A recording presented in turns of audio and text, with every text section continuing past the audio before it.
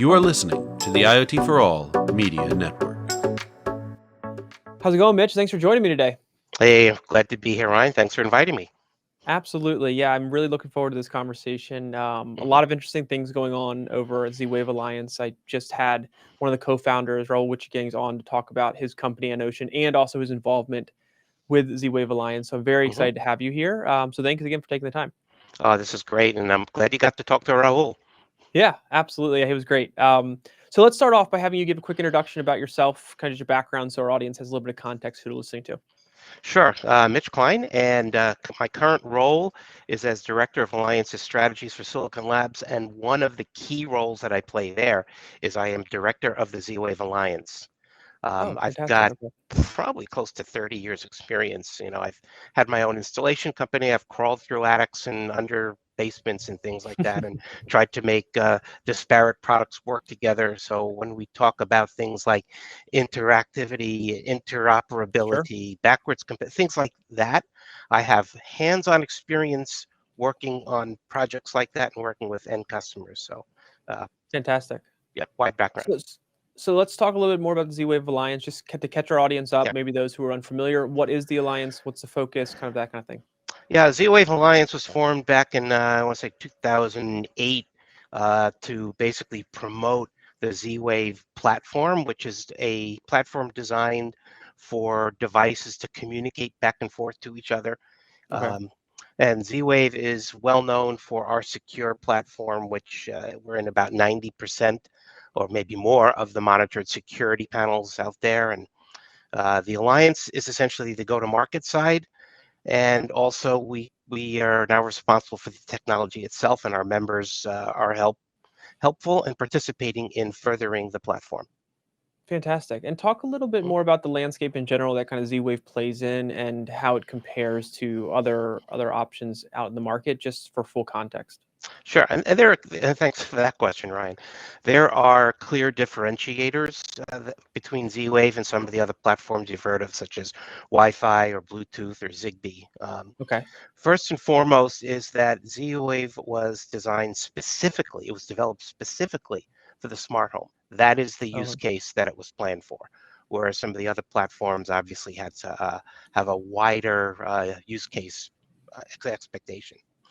The ZWave itself also operates in a sub-gigahertz uh, uh, radio area, and so when you're looking at sub-gig, it has the ability to transfer and travel between building materials. It gives you greater distance capability versus all of the other platforms like Wi-Fi and Zigbee, et cetera, that operate at 2.4. So what does this mean to the typical users is that I'm sure you're all familiar with some of the challenges of getting Wi-Fi coverage throughout the home. Sure. And, that's specifically because the physics of the 2.4 gig spectrum, it's a physically smaller and doesn't make it through building materials the way that sub-gig can. So if you think about like the old nanny cams, which you could get the entire house coverage, that's because those were operating at this sub-gig as well. So there's more to it than that, but I think that's one of the key items. So then, for listeners out there who maybe ZWave is a little bit new for them, how would they interact with this? Is it through just general different smart home devices? Because obviously they're not going on their phone and connecting to regularly to they're just connecting to their Wi-Fi network, right, to use things. So how is this kind of playing in with things that maybe connect to Wi-Fi for them? So the ZWave will require a hub or a gateway in order to communicate between different platforms. So in other words, you want to use an application on your phone, that's going to work directly with Wi-Fi devices. But if you want to get into, say, a ZWave device, or you want to mix and match and use Wi-Fi devices with Zigbee devices, with ZWave devices, you can need a gateway or a hub in order to enable Makes that. sense. Totally makes sense. Okay, perfect. And the main topic for today is I wanted to talk about the ZWave State of the Ecosystem report that you all have been working on and put out. Talk to us a little bit about what the report kind of was focused on, and kind of the overall objective of what you were doing it for. Yeah, the Alliance has put together a state of the ecosystem report for three years. This is the third one. The first couple of the reports were our sourcing, call it publicly available surveys and studies. Okay. And what we have found is that our members and certainly the media around the smart home as well as manufacturers are always trying to get their arms around how big is this marketplace. And there's really, Sure.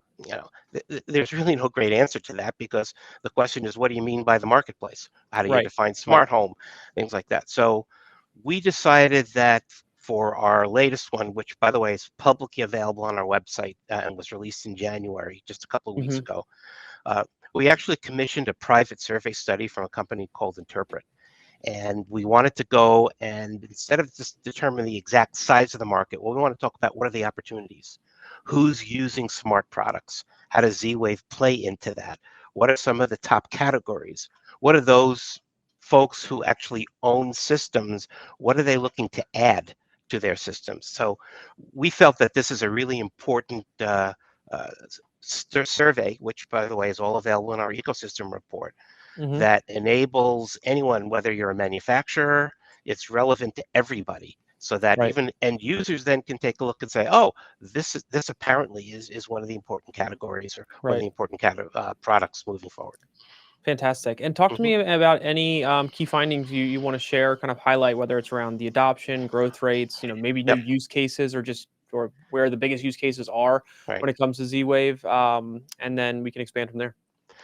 Yeah, I think it's a very dense report, and I mean that in a very positive way, in that there's an awful lot of data in there, and obviously we would encourage all of you to take a look at it. But for example, we know that smart security and home control system owners are always looking, they have a strong appetite to actually add on devices to the existing system. Something like, again, I'm throwing numbers out here, 97% of control system owners have already added devices to their systems. So Sure. that's number one, is we found that it's a really healthy market to grow. Okay. Another interesting statistic is the growth of the do-it-yourself Sure. marketplace. In other words, how would you like to add or start a system? Even you Yeah. could acquire a security system now that is popularly priced, that is easy to do a self-install, that's not going to require running wires and extensive programming. So we've also found that the DIY marketplace has become very robust, if you will. Fantastic. Mhm. One other area I wanted to kind of touch on, and from the report, is kind of around tech trends that you're seeing, or that you were discussing kind of in this year and kind of beyond this year, and kind of how that plays into ZWave, whether it's through increasing adoption, number of use cases, growth rates, you name it. That's actually all of those, Ryan. Um, the visibility and access to smart devices has tremendously improved, even over just the 3 years that we've been doing these reports. Sure. So if you are a homeowner or even a renter, that you can find popularly priced products. You can easily add a wireless security camera, for example, Okay. double-sided tape and rechargeable battery, as Yep. opposed to pulling coaxial cables and running Right. power Right. cables, things like Right. that. Um, we also found that ZWave, well, let me back up a moment. Most smart system owners are not necessarily savvy in terms of the platform. And our Okay. feeling is they really shouldn't have to know that. But those that know that they have ZWave understand that they have an enormous ecosystem of products, Sure. all that will interoperate, so you can mix and match products. Also, the fact that you have full backwards compatibility, so a device Okay. you may have installed 15 years ago will still work with the new Hmm. systems and new products that are coming out today. So that's also an important piece that we found. Uh, Fantastic. Keep going. Yeah, keep going if you have anything else. yeah, okay, yeah. One of the pleasant surprises we found is that of the top 5 products that system owners are looking to add, 2 of them have to do with water. In other Interesting. words, leak management or leak Sure. detection Right. is Right. enormous. Anyone who's ever had a leak, whether your dishwasher hose breaks or, you know, water is an insidious challenge for homeowners, and Absolutely. that they're ready and willing, able not just to buy the leak detectors, but also be able to get these shut-off valves, which also do not require a plumber. They can literally sit on top of the main water valve coming into the home. So in event of an unexpected change in water pressure because Hmm. of a leak, it will actually turn off the water valve and send you a notification that something's happened. And that was a Right. pleasant surprise to see how far along we've gotten in terms Sure. of what we're calling smart home. Absolutely. Yeah, I think the smart home market's super interesting just to follow in general, to see how adoption has not only increased, but how people have kind of grown, I guess, more accustomed to the feeling comfortable having a lot more smart home devices in their home, how they work together, Mhm. and how they're easy to adopt of all different ages, different, depending on your house, an apartment, you name it. That's been really cool to see because I think there's a lot of value in it, but obviously security has always been a pretty big concern for people. Yeah, exactly. And security has continued to morph in terms of how one defines it. Right. So initially, it's very easy to get started with perimeter, security, burglar alarms, if you want to call it Right, that. right, right, right, Um, right. and then, of course, the next level of security might be the door locks, being able to Sure. ensure, you're going to go to bed for the night and you can just, hit a button on your phone and all the doors will securely lock themselves. And then Yep. moving on to, wireless cameras or, doorbell cameras, which have become very popular as well. Right. Absolutely. Last question I have for you before we wrap up is kind of the future, looking forward. It doesn't have to be necessarily tied to the report, but just in general, when it comes to Z-Wave, Z-Wave Alliance, what does the future kind of hold for you all? We're really jazzed up about the future. Uh, We recently launched the Z-Wave long-range technology, which again, is Okay. fully compatible with existing systems, which Right, right, actually will right. enable devices to reach well beyond the home. Okay. Um, Testing has given us over 1 mile range. So Wow. what does that mean? That means you can now put sensors, say driveway sensors. You can put something out in a Hmm. pool house. You can put it in a rural mailbox. Right, You know, you can get devices, put them on your dog, and be able to right, track your right, dog, things like that. right. But it also is really important in terms of getting into the apartment buildings and condominiums where you may Hmm. want to put in multiple devices. You can Sure. put upwards of 4,000 devices on a single Z-Wave long-range system, which Wow. makes it very applicable for MDUs as well as for hospitality. We've Sure. seen putting Sure. these in door locks throughout hotels, such like Right. that. So the future's really bright. We're really jazzed up about it, and would definitely recommend you take a look at some of the new products that Z-Wave members have put into the marketplace.